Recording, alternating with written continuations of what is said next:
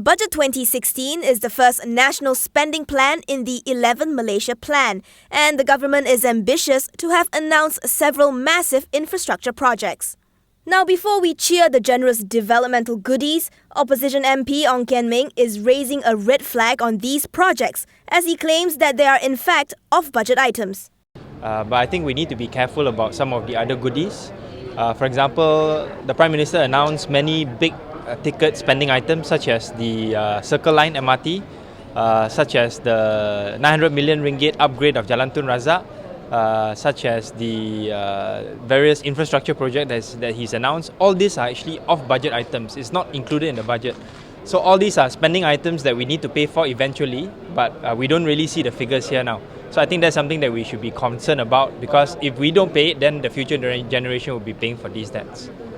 That aside, PKR lawmaker Rafizi Ramli says such projects which are funded via public-private partnership or PPP will begin to strain the people's pockets when lopsided terms are given to concessionaires. Throughout the last 5 or 6 years, ever since Datuk Seri Najib became Prime Minister, majority of the government projects, mega projects announced, were financed by the PPP, public-private partnership. It's basically financed by the private money to which governments give very lopsided concessions, which we will begin to pay in the next 3 or 4 years.